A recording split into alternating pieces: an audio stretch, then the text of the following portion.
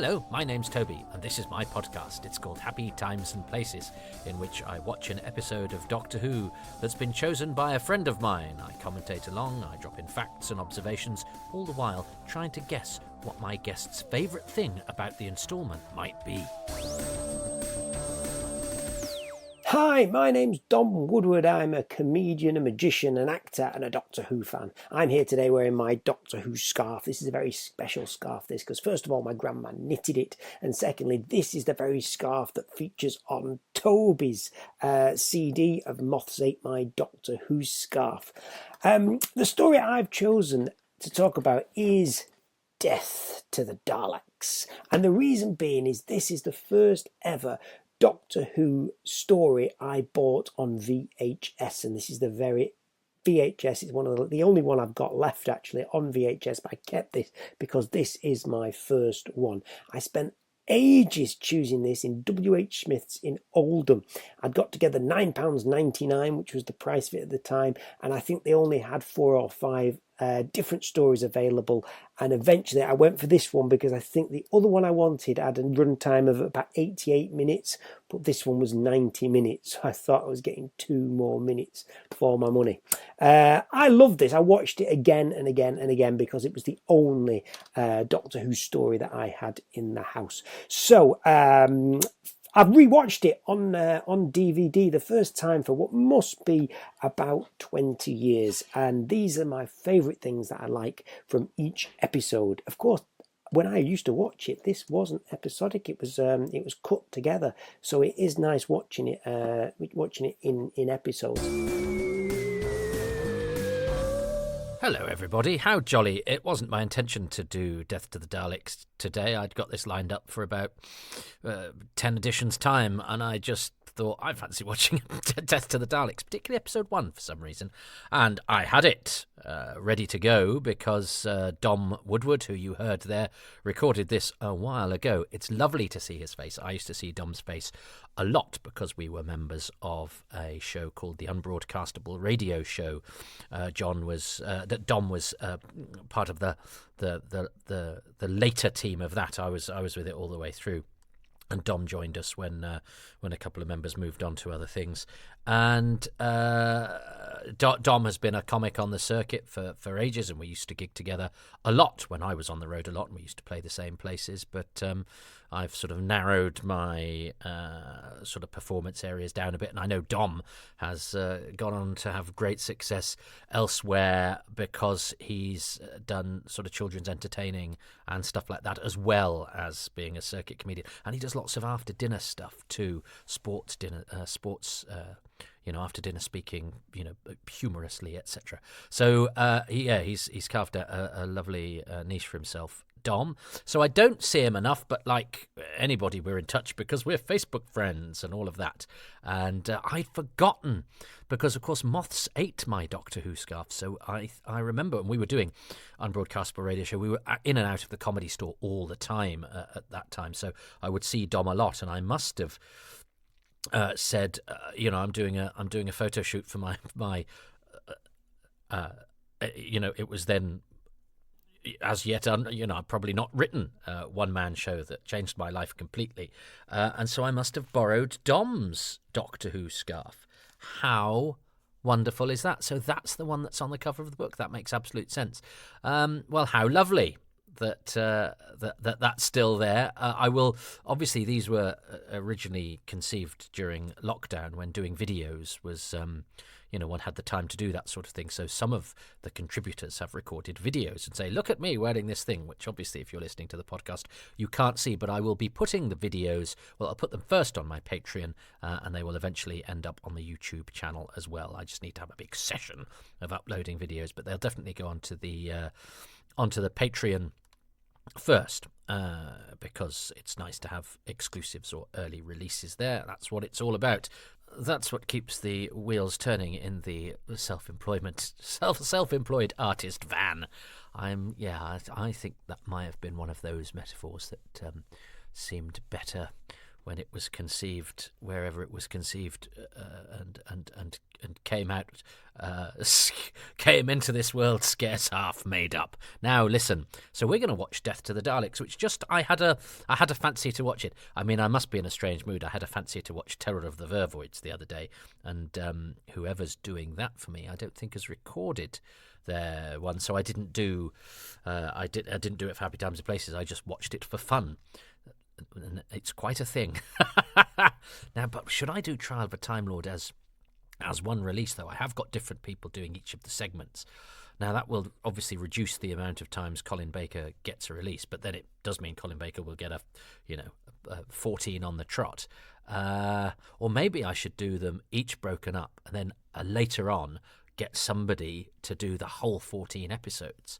I would have to get somebody with a bit of welly, I think, to do all 14 episodes, or various people with different welly, and do Trial of a Time Lord twice. Can I?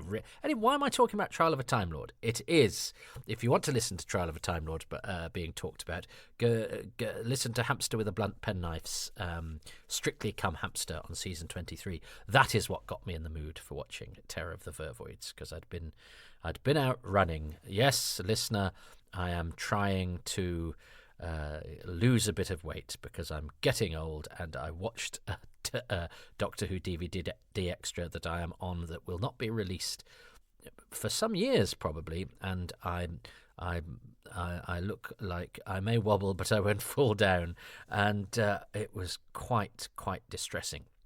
And as I record this, I'm going off to do another one tomorrow, so I've tried to make myself look as svelte as is possible for a middle-aged man to whom nature has not doled out the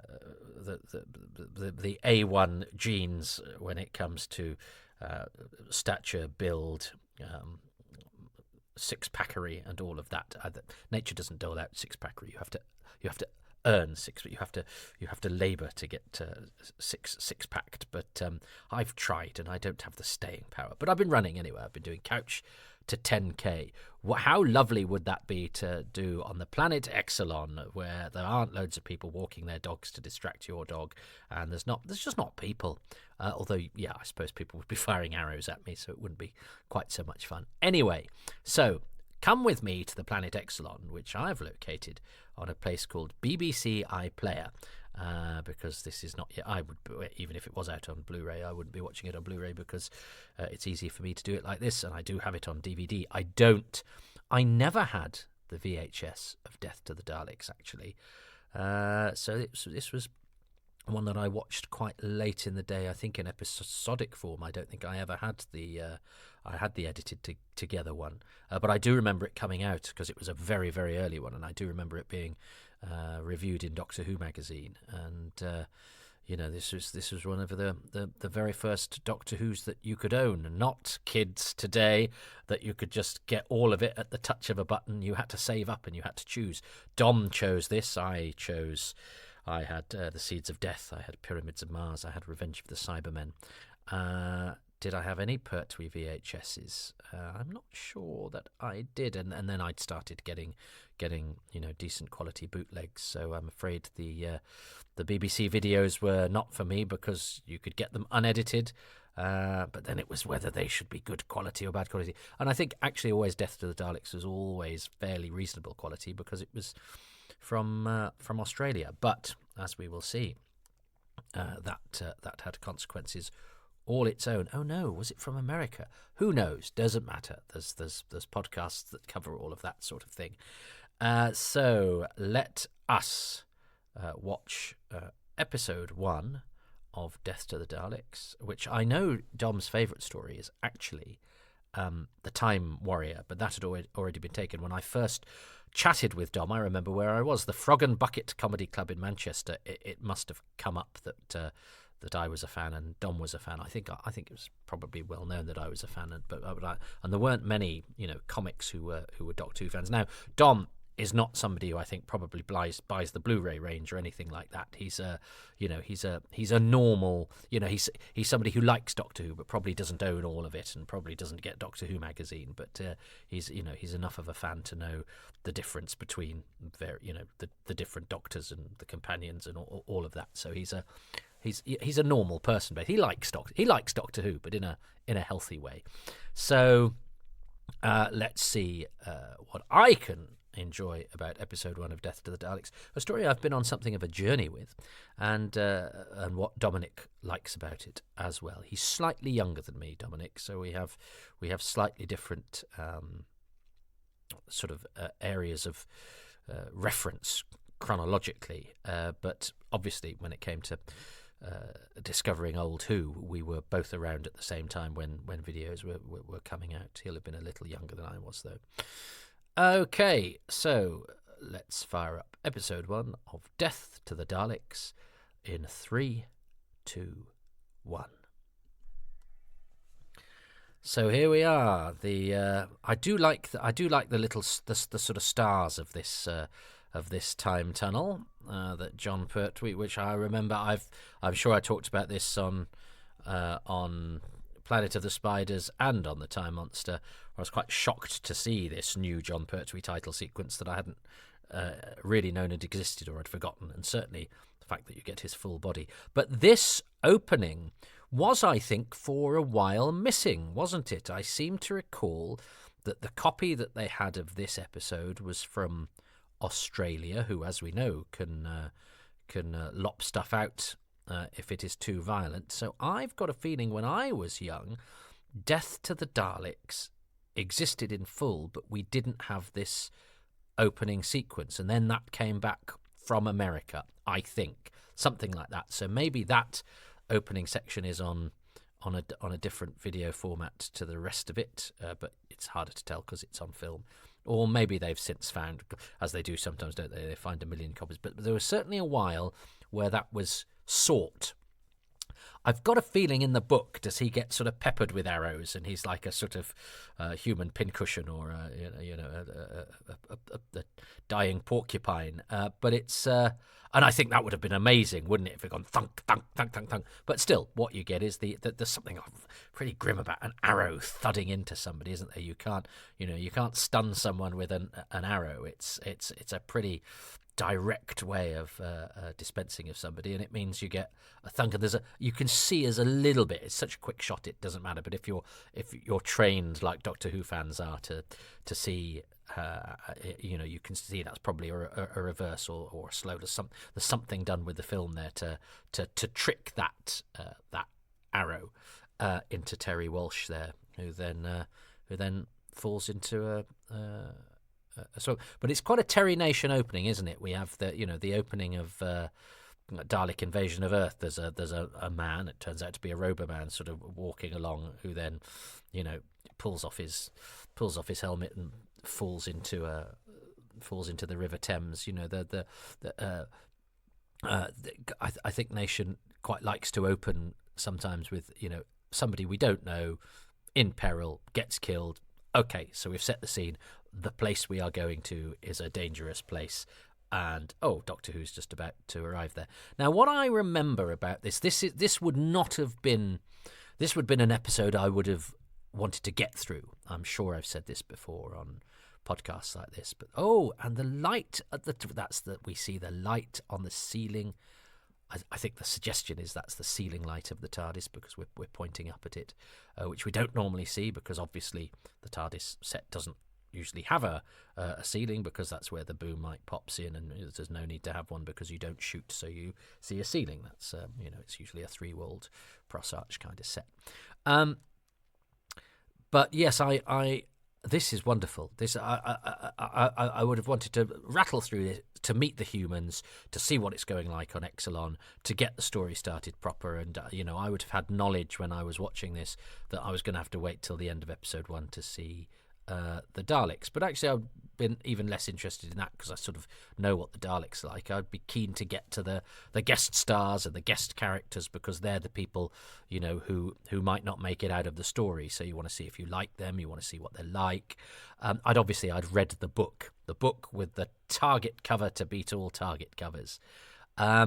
But I wanted to get through this because it's like Terry Nation setting the scene, and we have this in so many of his stories.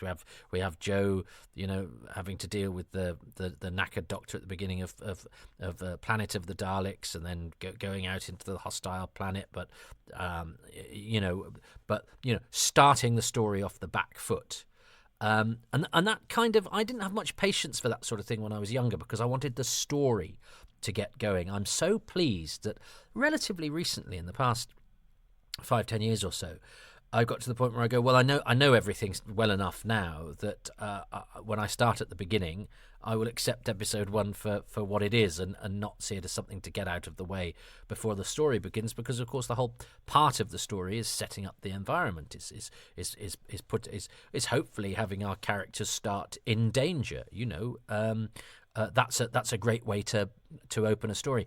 And I remember last time I watched this being so impressed with the way that Michael Bryant had made this scenario of our two lead characters in the main set and then coming onto this planet set. That's a beautiful overhead shot as well. Obviously we know these days that that's a set, but I think that's a pretty good facsimile of the planet. You can always tell from the lighting, and if you're shooting on videotape, you're never going to convince that inside is outside just because of the sort of quality of the air, really. That sort of intangible sort of quality that outside has when filmed on videotape.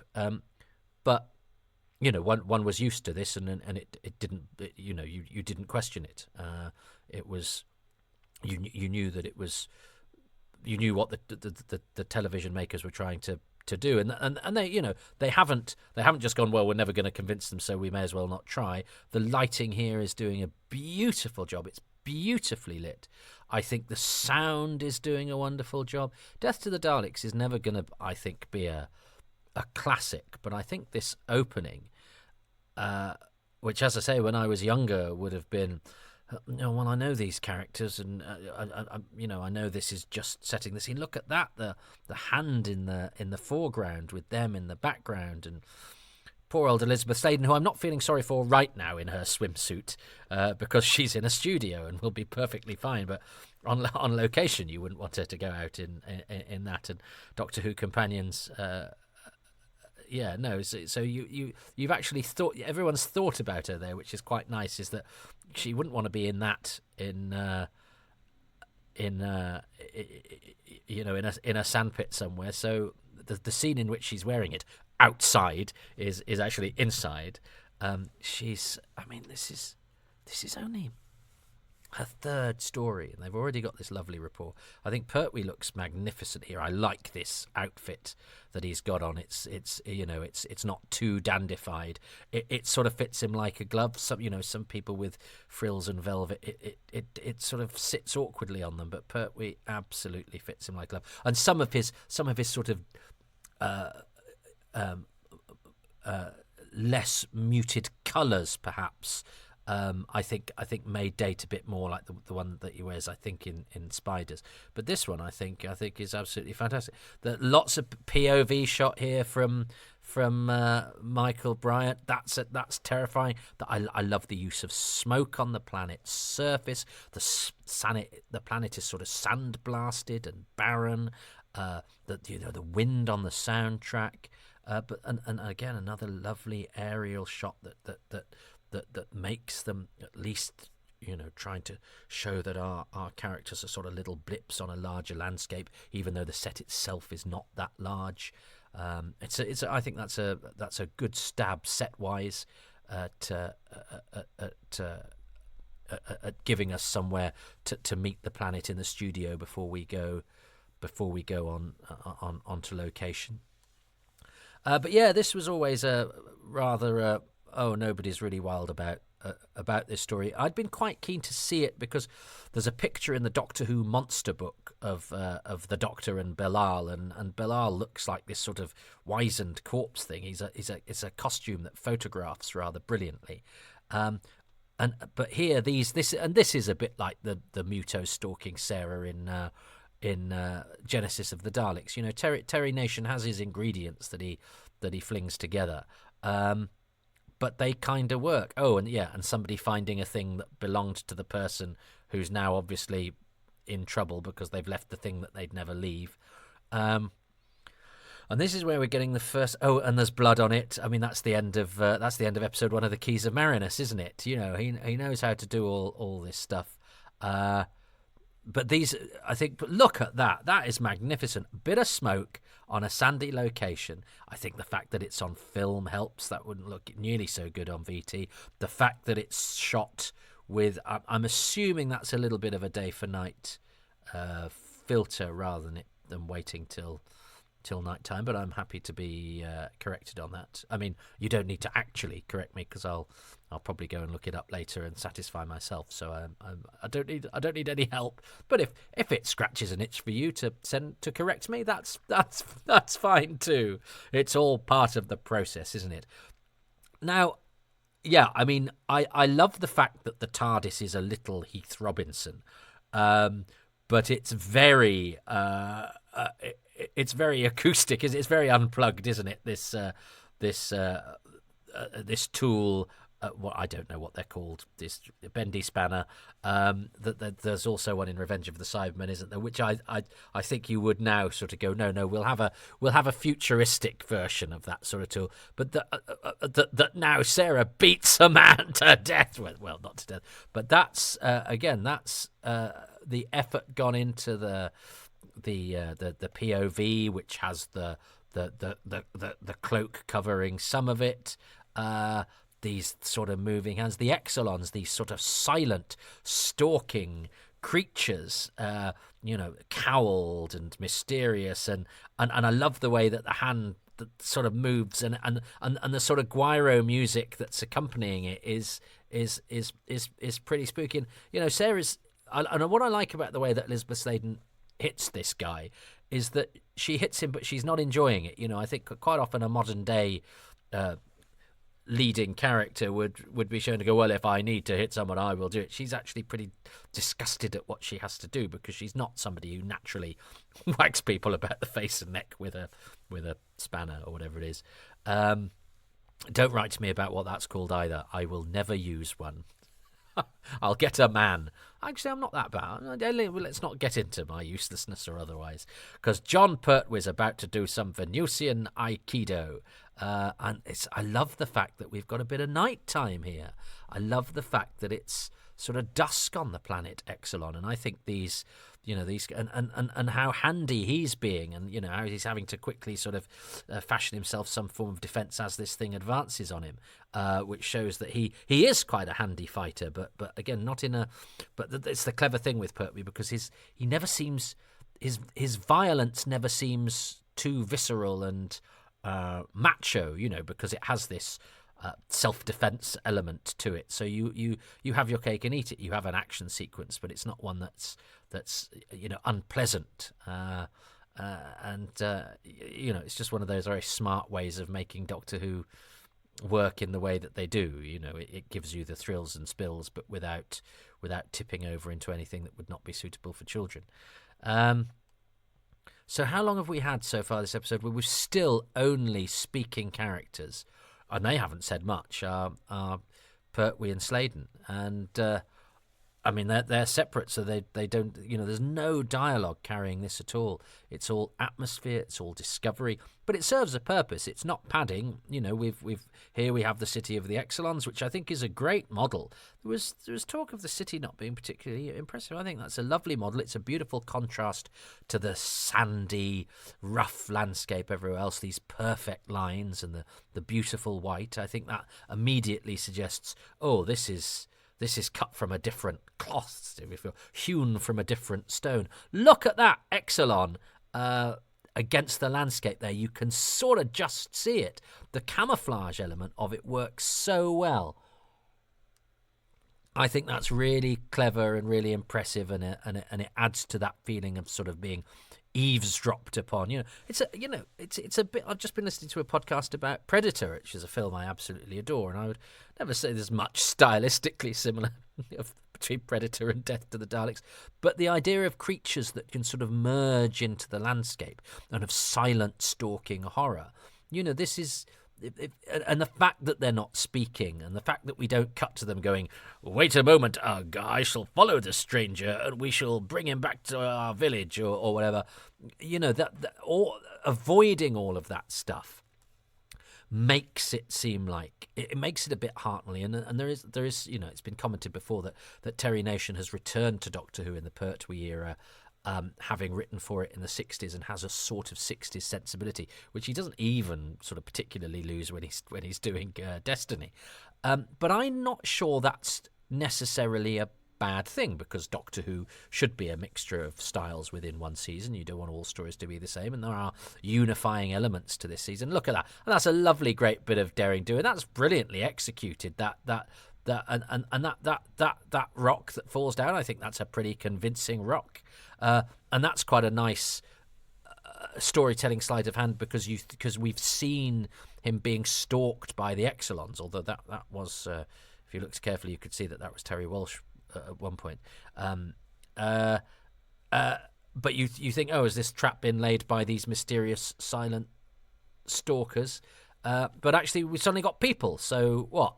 15 minutes in, it's like, oh, hang on, there are people here, so now we'll have the story unfold. But we've already had bits of the story. There's a power loss. There's this mysterious city that has lights. There's another lovely bit of sacking of the Exelons. I think the Exelons are a great presence in this. And here we have, of course, and I did notice that when Sarah was approaching the TARDIS, that was on film, so they've got the same location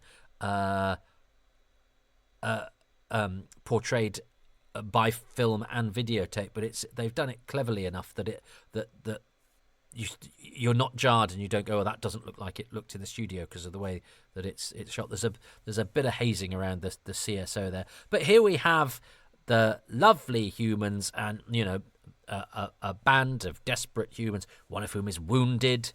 I'm surprised one of them's not using a wheelchair or has an eye patch, but or a somebody's damaged, which ups the jeopardy, and that's and then we've got a character here who's not terribly nice, Duncan Lamont's Dan Galloway. We've got the beautiful Jill Tarrant, who I know Jon Pertwee took a bit of a shine to, played by Joy Harrison. We have the Quatermass, TV's first science fiction monster, Duncan Lamont, who is in the Quatermass Experiment. So he has a special place in my heart. Not as special a place in my heart as John Abernethy as Captain Richard Railton, who has, of course, played Van Lutyens in Fury from the Deep, and General Carrington in The Ambassadors of Death, and will go on to play Ranquin in The Power of Kroll, a great servant to Doctor Who. I have a letter from John Abernethy. He's mentioned frequently in Moths Ate My Doctor Who scarf, that Dominic's scarf is on the CD cover of. I think Duncan Lamont's hair is too tidy. I think everyone's hair's a little bit too tidy. You'd rough everybody up a bit. You'd sweat them up a bit now. I mean, the men have not shaved, and you know that would have to be. You'd have an instruction sent down by your agent going, don't shave for a few days. But yeah, at least their clothes are a bit dirty. I think they could have just gone slightly more with the the fact that they've been. But I suppose in those days as well, it was part of what you would do if you were, you would, even if you were a military person, stuck in the jungle somewhere, you'd still press your clothes and whiten your shirt. This is really, I'd totally forgotten about this. So they've got the pictures of the city, and then we have that lovely fade to Sarah coming across it and the dialogue going slightly echoey. I'd totally forgotten about that. I think this is full of wonderful directorial touches from Michael Bryant. And so we've got another, typical Nation thing of splitting the Doctor and companion up. So he's finding out one thing with the crew, who are going to now fill him in on the SS exposition, and she's going to go to find the city, which will become important later on. And of course, this is a very Nation thing. And I was talking about how, there's an element of Nation that is very much, I'm doing Doctor Who in the 60s. But I don't mind that. I like a story every now and again that feels a little bit old-fashioned, because, in fact, I've just watched a TV series which got some a modern TV series. It's got quite a lot of bad reviews because it's got a few cliches and stock characters and whatever. But you know what? It was really straightforward, and it had action bits at the right point. It had cliffhangers at the right point. The twists and turns came. Look at that. I mean, that's great. I love that. And then the way they slightly wobble because they're sort of shapes.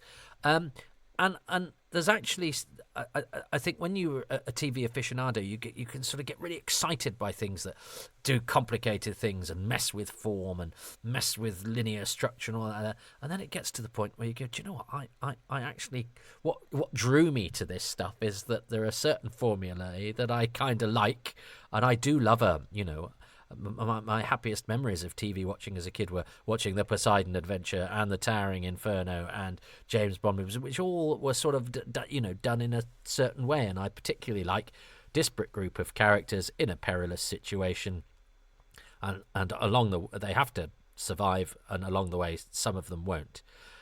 Joy Harrison was for a point missing. We didn't know where she was, and then Richard Bignell discovered that she was in Canada, so that then when I came to do I first contacted Joy when we were doing the DVD commentary for this, and we knew that we'd not been. Now, again, if we were to have done that these days, we'd have hoiked everyone together on Zoom, but there was no way we would get somebody from Canada to contribute to a Doctor Who DVD, so I thought, well, let me email her and ask her some questions, and then I'll see if so at least we get a contribution by proxy. And she did, and then we kept in touch, and she told me she'd missed some things from Great Britain, and I'll maybe tell you about that in later episodes. And here we have Julian Fox, who's I think Julian's quite old now, but he's always looked a lot younger than he actually is. So,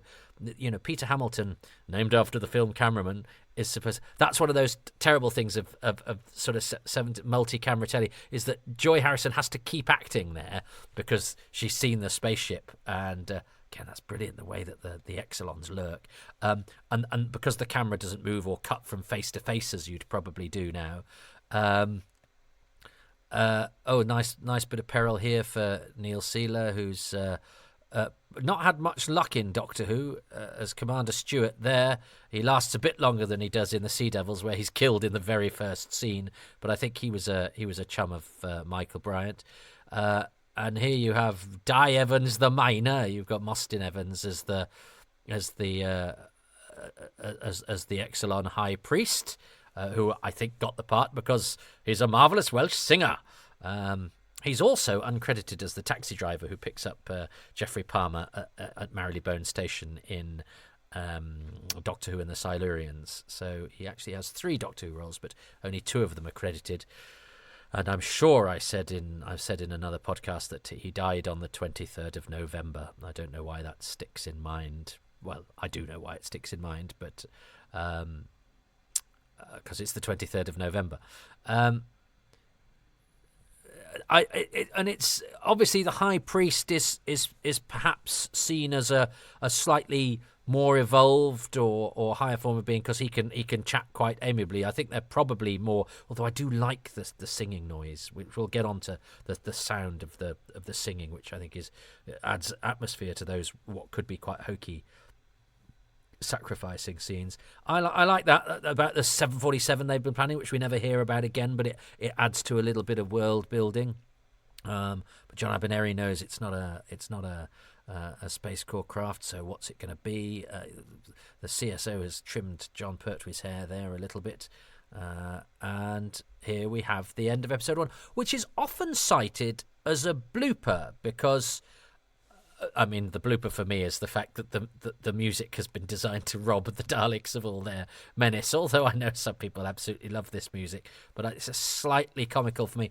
But people cite this as a blooper because they're firing and you don't see the negative effect. But actually, in the way that it was done before you saw the laser effect come out of the gun, there would be a delay, especially in the 60s where the vision mixer or whoever it was would have to apply the effect. So there was a sort of delay between the firing and the death. And I think sometimes, action sequences, the audiences were expected to wait for a couple of seconds while things all connected, because they were used to so doing, while an effect would be put on, or, somebody would be shot.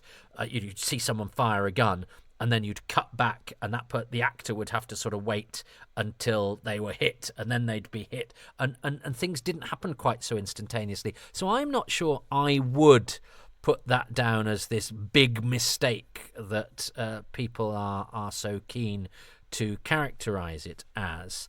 But I think we are encouraged to enjoy pointing out mistakes because it's the way that we're made these days. And I actually think I will give them a pass on that and go, no, it's one camera going, they're firing, it's the other camera going, they're being fired at and they're going to die in a minute, and then it's the final close up to go, so how are they going to get out of this firing gun?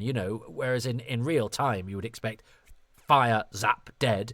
In television grammar terms, I think you are used to that being a slightly slower process. So I wouldn't say that's as big a blooper as many people would. There's all sorts to talk about. What a lovely cast to talk about. And I'm particularly thrilled that, even though I know John Abernethy doesn't make it past episode 2, and I was rather upset when I saw in the Doctor Who programme guide that he played Railton, because I'd liked the character of Railton in the book. And then of course he gets spoilers. We'll talk about that next week, but next time. But even though he's and in some stories you can sort of tell who's not going to make it all through, because the actors that are in all 4 episodes, or most of the episodes, will get credited first. You go, why is that person credited? But John Abernethy, as befits an actor of his stature, gets a second guest billing for playing Captain Richard Railton, behind John Abernethy, behind Duncan Lamont, with whom he has a bond, because Duncan Lamont died. It is Lamont, isn't it? But I've been saying Lamont since I was little, but I think the Scottish properly is Lamont. Duncan Lamont, who was married to the actress Patricia Driscoll, who only died a couple of years ago. She was Maid Marian to Richard Green's Robin Hood for a bit. And they were quite a well-known sort of showbiz couple for a bit. But Duncan was making an episode of Blake 7 and did the filming and then died. And John Abernethy was cast to fill his boots and had to go on location and sort of follow in his footsteps. He died only a few days before Christmas, Duncan Lamont, and so before the studio sessions, which were due for the following month/year, and so. It's the episode Hostage, isn't it, of Blake 7? So John Abernethy actually took over from Duncan Lamont, during what would have been Duncan's last TV role, but he unfortunately didn't complete it. His last TV role was I think an episode of Secret Army that was broadcast only a few days before, or at least a week or so before he died. But his death isn't particularly covered in. And he was a well-known actor, he was a very well-known actor, but it's mentioned in his local paper, but none of the nationals cover it. Don't think he even gets an obituary in the stage. So I do get cross sometimes when, actors who deserve an obituary don't get one, and I sometimes fight unsuccessfully to get somebody notice in the national papers. But actually, this is not a new phenomenon, and there are actors that you would think everybody knows who they are, who either get a little paragraph somewhere or nothing at all. And I suppose that depends on family and agents and all sorts of other things. And I suppose because it happened around Christmas time as well, there are other things on journalists' mind, and of course lines of communication are so different from now. But what that meant was that in a lot of things like Quinlan's character actors book, or for example, there was no death date for Duncan Lamont, even though he'd been dead for many years, because that information hadn't quite got through to anybody. And it took me a while to discover that he'd actually died and when. Again, this is prior to the internet existing, because a lot of reference books had him as still being around, which he wasn't, and indeed hadn't been for most of my life, because he died in the late 70s. So anyway, let us. He'd also. He'd having been a big, strong, sort of muscular actor, he'd let himself go a bit. He's much sort of bulkier towards the end of his life, because he's not that old. He wasn't that old when he died, sadly. Good earthy actor though. I'm sure we'll talk more about Dan Galloway and Duncan Lamont and John Abernethy and indeed Joy Harrison, Julian Fox, Uncle Tom Excellent, and all. And we haven't even got to Belial because he's not in it yet. So, episode 1. Well, it's a beautiful thing. It is an exercise in mood. It is, as I say, an episode I would easily have dismissed and would have, if I was probably collecting it, I'd have and getting it on an E180 where you could only fit 7 episodes. I might have even asked for episodes 2 to 4 and then a full 4-parter and gone, well, I'll get episode 1 at some other point, because I want to get into the meat and drink of the story. I'm not unsure that episode 1 might not be the best episode. It's a funny old story, Death to the Daleks. As I say, it's not really many people's favourites. And Dominic's intro there, a lot of it was about the fact that it was nostalgic for him, because it was an early video, and we all remember our first times, or those stories that we, that when there was only a handful that we had access to, that we watched over and over again. But I've grown to like Death to the Daleks a lot more in later years. I've grown to like the Pertwee era a lot more in later years, but I think I warmed to the more traditional ones, the Unity ones first, and still considered his outer space ones to be, slightly out of character, slightly compromised in terms of success, partially due to practical things, but also to do with the scripts. But I actually think Death is one of the more successful exercises. It's also quite economical because it's only 4 parts, but it does, well, we'll see, because we know it does go a bit wayward in certainly the last 2 parts, but there's also plenty of good stuff to come. But episode 1, beautiful episode of mood. I love the way that the Exelons are this curious silent presence, and the way that Michael Bryan hides them behind a polystyrene rock, or has them against the landscape, or shoots them with just a little bit of them in the foreground, and that wonderful POV shot. I wonder if that might be my favourite thing, actually, is the use of the Exelons, even the slightly sort of wobbly gait they have when they come towards the camera and shroud the camera. I think under certain circumstances that wouldn't work and might look a bit not very good. I think of the wobbly crinoid at the end of episode 4 of the otherwise perfect Seeds of Doom. But it's slightly different, because it's not supposed to, the Exelons aren't supposed to be a mass of vegetables. They're supposed to be, becloaked figures, and so a wobbly cloak is a wobbly cloak in a way that a wobbly rubber green skin is supposed to look like moving plant foliage. But honourable mentions, I think, to the sparseness of the soundtrack. I think early on they very wisely don't use music too much, and that's not a comment on the music, although there will be comments on the music. That's just a comment on whatever the soundtrack, whatever the score would be. I think having it so sparse works, and then that, as I say, that sort of guiro scraping when the Exelon that's been knocked out, sort of his hand starts to move towards Sarah, I think is excellent. It's sort of spare and spooky and unsettling, and I think that's really good. The lighting is excellent. I mean, the fact that they, there aren't many episodes of Doctor Who that are actually that dark. A lot of even the most atmospheric Doctor Who is quite, could be quite floodlit because of the nature of videotape, but because they've turned the lights off on the planet, because the film is in dusk, It means that there's some beautiful atmospheric lighting, even on the surface of the big wide expanse of the planet, albeit a studio set rendition of that.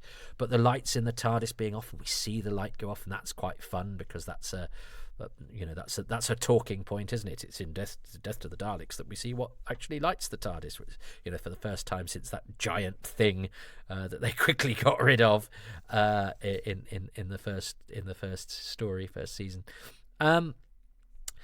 So the lighting, I think, by Derek Slee is really impressive. I do like the sound as well. I like the special sound that Dick Mills has popped in there, that has the sort of the echoey, windswept, cold, again, sort of, because it makes it slightly sort of sparse and haunting and scary. So the special sound is excellent. Bernard is barking. Is there an Exelon? No, Sharon is back, so I will finish this point off when I've said hello to her. I was going to chop that bit out, but let's keep it real, hey? So, sorry, I got interrupted there, and it's now sometime later, but I will do my best to just add the other things I could have chosen.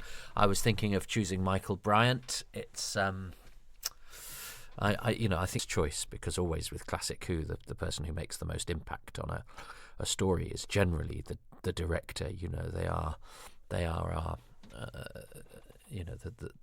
the person whose stamp is on it, who presents it to us, who to translate the writer's vision, or indeed improve the. So that's quite a boring way of doing it, and it's funny with Michael Bryant, because I would always probably choose Douglas Camfield or Michael Ferguson, because they put such an they have such a so many trademark ways of going about their work that really improve a story and work well within the confines. And I'm less inclined to do that with Michael Bryant, and yet I don't know why, because he is extremely experimental in places. He has his own trademarks. He does do interesting things with the camera. I wonder if it's because Camfield and Ferguson are sort of really good at pacing and almost sort of cinematic on occasion in their approach, whereas what Michael Bryant is doing is maybe more televisual, and that is less alluring to sort of commentators. I don't know. Why am I? Because I think Michael Bryant is an excellent director. I think he's really good, and yet I would, and obviously behind some classics, Robots of Death would not be Robots of Death, I don't think, without Michael Bryant's really intelligent approach to the world building, and of what is a fairly traditional sort of story, but he presents it in a way that is fresh and invigorating. Although that's got a lot to do with the design and the visuals, so that's him working in collaboration with the designer. But there are so many flourishes, I think, in that first episode that means Michael Bryant definitely deserves a name check. I wonder if we take him for granted because he hung around so, and is perhaps as not as grown up, if you like, as Camfield. Camfield feels like the big kid. Your older brother's come to, brought one of his books around. Oh God, this has got guns with silencers and a lady in the shower. I don't know what book that is, but it's probably got Nazis in it. Anyway, I think. I think the lighting is great. I think the sound is great. But I think my favourite thing for episode 1 of Death to the Daleks has got to be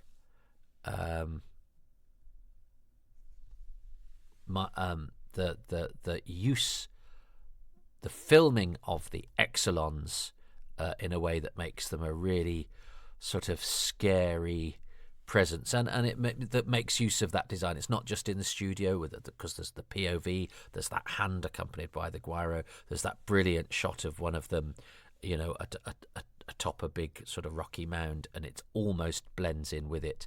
I just think they're a wonderful threat for an opening episode. What has Dominic chosen as his favourite thing for episode 1? From episode 1, my favourite thing is the sequence where the TARDIS loses its power. First of all, the main power goes. Then he sets off the backup power, and that drains. Then he gets out a torch, and that drains. And I just love that sequence because obviously it's getting worse and worse, and the problems are piling on. Yeah, I mean that is the main element of episode 1 that hooks the viewer, is that very Terry Nation thing of, it's a bit Survivors-y, isn't it? So we're in this fantastic spaceship that travels through time and space. We arrive on this planet and it immediately goes, well, that doesn't work anymore, and plunges the TARDIS into darkness. And of course, that's very 60s, because a lot of the 60s stories are about how do we get back to the TARDIS? We have to travel across China or whatever. And where the environment itself is as much of an enemy as the malfeasance of politics, or the terrifying nature of monsters, or the evil space people who are doing bad things. I think we do lose that as we get rather blasé about space travel and time travel and different planets as we get used to the show. That idea that the very environment that we've landed in could be a threat to us, which is again very Terry Nation-y with his scary drungles and his radiation and all of that, is something we've almost sort of grown out of, because actually we would probably be a bit annoyed if we got to a story now and the first quarter of it was just existing in the environment, and we'd be like, we want the story, thanks, because we need the psychic paper to not have everyone accused of being a spy, like we need the sonic screwdriver so somebody isn't locked up in prison and has to spend ages getting out. We've kind of moved beyond that, because our expectations of these kind of stories are now built on our understanding about how some of the things work, and they're sort of aspects of the formula to be sort of got out of, because of course in real life, if you landed on many different planets, the likelihood that they'd be breathable for us and the temperature would be comfortable for us is extremely small. But you go, but we don't need stories about that, because that's just about somebody escaping a fire. I need a baddie, I need a character, I need a plot, not just scary air or lack of. So whilst I acknowledge that I would probably get, if Ncuti Gatwa landed on a planet and spent 20 minutes going, I'll have to find something to fire up the power, and I'll have to find something to, a special TARDIS spacesuit to breathe with, because there's I'll be like, oh, come on, let's meet some people. So it's very much something that is a luxury of of delving into the archive, because you go, well, this is very much of its time, but as an example of its time, I think it's really effective, and I love the fact that we can dive into the archive and watch an episode. As I say, when I was younger, I would have probably been willing to be over, and maybe even would have skipped or not minded not having, if I was going to watch the story, and if I had episode 1 at the end of a 6-parter, I might go, I won't be bothered to fast forward through that and watch episode 1. I'll just start with episode 2. And I would have missed out, because I do think it's possible. Well, let's see as we progress. If episode 1 is the best episode of Death to the Daleks, but I think it's a cracker. I think it's really good, and so congratulations to all, and thanks to Dominic. How lovely to see him. He's such a lovely man, and I will revisit him and you. Well, but I might have to do it by just talking into a tin can and recording the sounds onto a wax cylinder on a turntable, because I've got a feeling The lights have gone off, and the lights are blinking here, and and the power's gonna...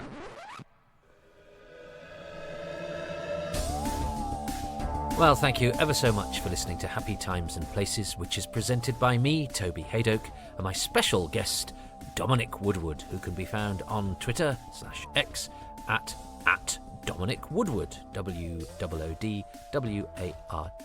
He's an excellent comic. Do follow what he gets up to. I'm grateful to my old mate Dominic and to the patrons who make these podcasts possible, and they include Sydney Wilson, David James Wilson, Andrew Wilson, Andrew Willis, Rhys Williams, Michael Williams, Tom White, Stephen White, Adam Westwood, Gary Wales, Apollo C. Vermouth, Sabrina Tirabassi, Damien Timmer, Nick Temple, Neil Tate, Stephen, David Shepherdson, Graham Slate, Keith Say, Jim Sangster, Mark Sandham, John Rivers, Dylan Rees, Scott Pride, Kevin Parker, Jonathan Potter, Melvin Pena, Adam Parker, Dave Owen, Graham Knott, Matthew Newton and Christopher Newman. The music is by Dave Gates and the artwork by Dylan Patterson. Would you like your name read out on the credits and all sorts of other goodies? Well, if you go to patreon.com/Toby Haydoke for as little as £3 a month, you get bonus releases, advance releases. You're always ahead of the pack with access to the latest episodes of Toby Haydoke's Time Travels. There are a couple of episodes ahead with Too Much Information. They also have their own exclusive podcast called Far Too Much Information, which is mopping up that arcana that doesn't make it into the mother podcast.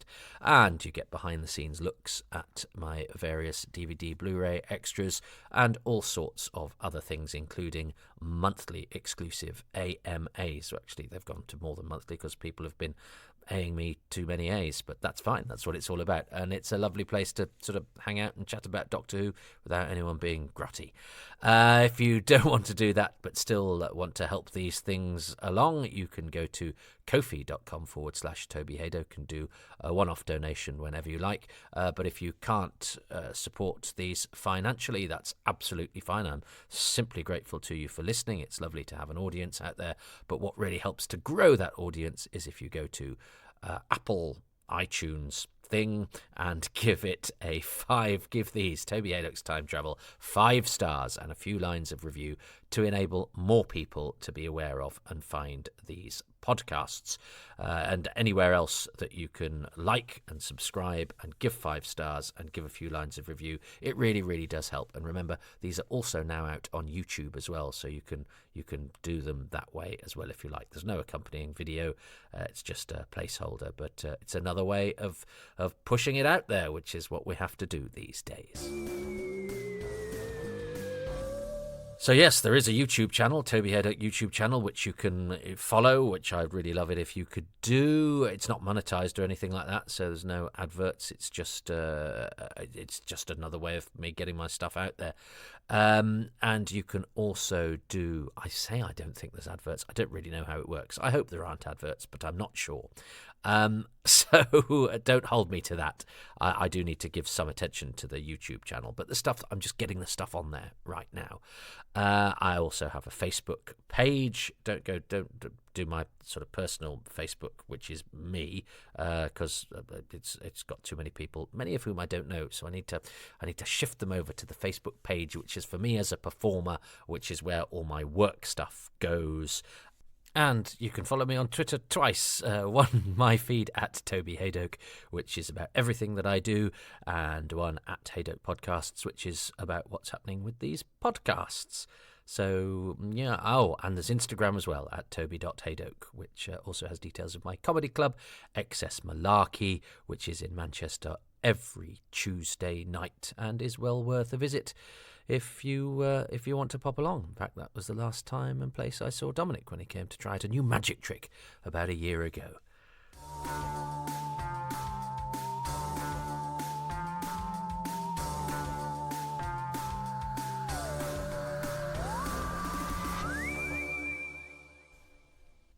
Look, I've got to go and do a Doctor Who documentary, and there's loads going on in the house, and I need to get this out, so the post-credits thing is a little bit noisy and a little bit hurried, and there'll be better ones elsewhere, but for now my power is running out.